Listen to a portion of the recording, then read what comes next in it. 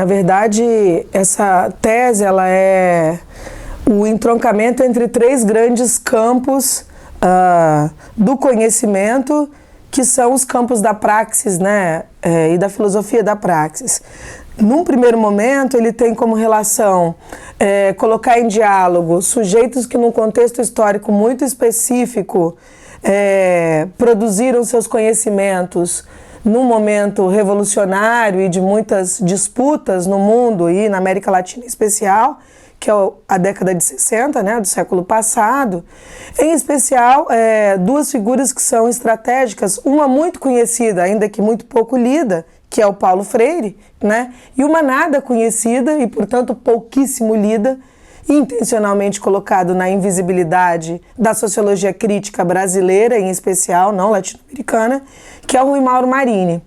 Então, esse primeiro eixo do trabalho, ele tinha uma intencionalidade de vincular categorialmente a superexploração da força de trabalho, que é o tema definido pelo Marini para explicar o capitalismo dependente, à opressão, que o Freire vai definir como um mecanismo de violência dominadora estrutural desde o período colonial. Então, mostrar que não existe superexploração sem opressão, e toda opressão, no caso do capitalismo dependente, é estruturada na superexploração da força de trabalho, que tem a ver com essa característica particular do capital da periferia compensar suas perdas no mercado internacional frente à hegemonia no imperialismo do capital internacional das economias centrais. Então, esse é o primeiro bloco, que coloca em movimento duas obras estratégicas, que é a Pedagogia do Oprimido, lida desde a minha perspectiva, que é da economia e da crítica da economia política, e a Dialética da Dependência,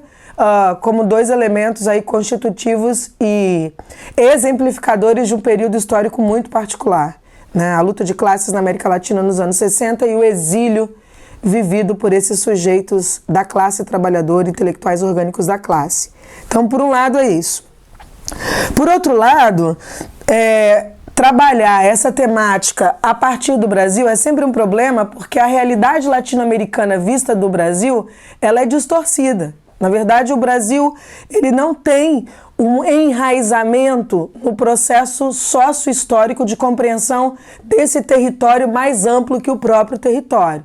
Então, houve a necessidade de construir uma explicação das formações sócio-históricas de um período colonial para demonstrar como alguns elementos que o Marx demarcou como a gênese do capital, no capitalismo dependente não era só a gênese, era a sua forma contínua permanente. Por exemplo, a renda da terra, por exemplo, a acumulação primitiva e os roubos permanentes, a subsunção formal e a subsunção real, categorias analíticas que demarcavam um momento muito histórico da transição do mercantilismo para o capitalismo na Europa, aqui demarca a história da colônia e do capitalismo dependente, ou seja, a exploração espúria dos recursos naturais e minerais e a superexploração da força de trabalho, que não significa não ter mais trabalho escravo no Brasil e nem significa não ter outros tipos de trabalhos compulsórios, livres não remunerados, ou desemprego. Significa explicitamente a relação da divisão internacional do trabalho, a função que cumpre a América Latina em cada um desses contextos históricos e a demarcação das particularidades históricas do ser latino, que no Brasil não existe. O ser latino é brasileiro, né, no caso do Brasil, o que dá uma deformação tremenda na análise territorial sobre como funciona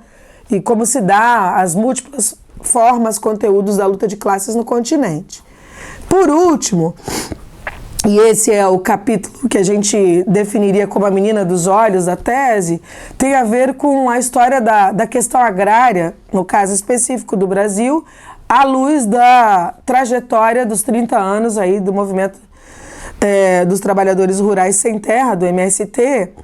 partindo de duas grandes perspectivas, né? O impacto que teve a encruzilhada natalino lá atrás na história, né, no final dos 70 para o início dos 80, onde a reforma e a revolução gestaram processos muito interessantes do que vai se consolidar num dos mais importantes movimentos latino-americanos da luta por terra e da formação política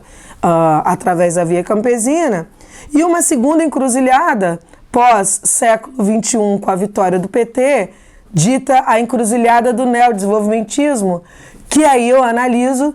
se ela tem o mesmo impacto que teve a encruzilhada natalina na formação constitutiva territorializada do MST, ou se ela teve um recuo, ela promoveu um recuo tático na lógica da luta por reforma e ou revolução associados pelo movimento. Então esses são os três grandes blocos que vinculam a filosofia da praxis, a crítica da economia política e a ação concreta das lutas sociais no campo, né? E, em linhas gerais, infelizmente, né, e como processo, eu digo infelizmente porque a gente que atua como militante social sabe a potência de ação que é um movimento como o MST, né, é gigante em movimento de fato. E aí, quando o PT assume poder e institui uma infinidade de políticas sociais, muitas delas, sem dúvida nenhuma, importantíssimas para o alto índice de desigualdade e exclusão social no Brasil, o impacto das reformas dentro da ordem gera dificuldades de manutenção de uma revolução fora, ou seja, de uma projeção de uma outra sociedade fora da ordem burguesa, né? Então, o neodesenvolvimentismo, leia-se, sinônimo para mim de neoliberalismo condicionado numa nova fase, gerou para o MST uma nova encruzilhada que não fechou caminhos, né? Não tá acabada a história, não é o fim do movimento, mas exigirá dele, nesse período conservador, um desafio, uma ousadia de retomar aquilo que fez lá na encruzilhada natalina. Em linhas gerais, essa foi a trajetória da tese, né? Então, assim, os impactos para a questão agrária e, portanto, para a luta de classes na questão do campo brasileiro, eles vão ser absurdamente mais intensos por conta do agigantamento, por assim dizer, do capital transnacional no campo e da força desse próprio capital na política brasileira, na intervenção na política direta do Brasil. O que não significa que no período anterior não houvesse isso. Significa a intensificação de um processo que não foi freado no período petista, mas que agora ganha sinal verde para atuar com as mais esdrúxulas reformas na política econômica, na política social e na política vinculada ao incentivo ao agronegócio em detrimento à criminalização dos movimentos sociais. Então, agora, assim, há um problema muito particular no século XXI que tem a ver com o novo caráter da terra numa sociedade especulada, né? A terra, ela deixa de ter a função social de produzir alimentos e passa a ter a função social do mercado futuro. E isso gera um problema real que tem a ver com a dificuldade de se definir, na lógica desse novo capital transnacional que ocupa o poder, o que se caracteriza por latifúndio improdutivo, por exemplo, quando o produtivo está demarcado pelo processo futuro dos recursos ainda sequer explorados, além dos já explorados. Então, o desafio vai exigir dos movimentos sociais uma retomada das lutas mais fortes, não só de ocupações de terras, mas de ocupação articulada entre trabalhadores do campo e da cidade. O que vai acontecer no campo não é diferente do que vai acontecer na cidade, né? Na lógica de uma intensificação da precarização do trabalho e da criminalização dos lutadores sociais ou sindicatos e trabalhadores engajados aí nos processos de reivindicação de direitos ou de reivindicação de outros processos criativos, né? No entanto, no campo, a trajetória histórica da nossa formação social, política e econômica explicita que toda violência ocorrida no geral, naquele território, ela é muito maior, tamanha a quantidade de atividades que foram sendo retiradas desse processo a partir de uma ideia de desenvolvimento urbano-industrial e de modernização contemplada desde os 30, né? Inerente ao capitalismo dependente. Então, os desafios vão ser muito maiores, né? Com uma população muito mais antenada e necessitada de trabalhar muito mais tempo para bancar o mínimo de uma sociedade de consumo exageradamente encarecida, empobrecedora do ser e endividadora da vida, né? Assim, que gera para o campo problemas estruturais ainda mais intensos.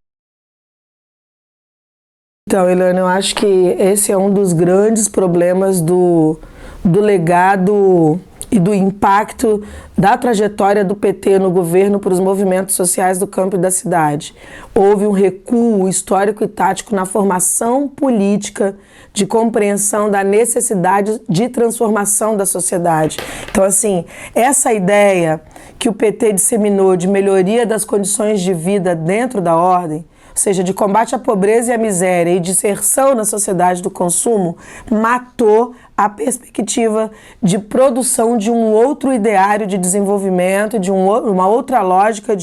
inclusive de bem viver, né, de sociedade que se institui não pela mercadoria, mas pelo valor de uso, né, pelas outras funções sociais da vida. O campesinato em si, ele não é por si só revolucionário. O campesinato é alguém que tende a sobreviver e a manejar a sua sobrevivência à luz do que pode aí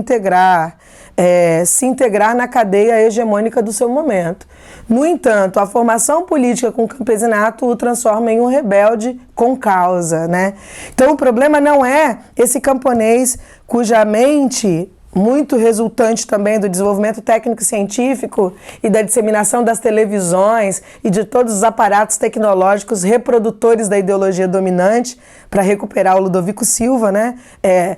Reprodutores da mais-valia ideológica, que agora é mercadoria também tangível, né? Esses sujeitos acoplados à lógica da integração do agronegócio, né,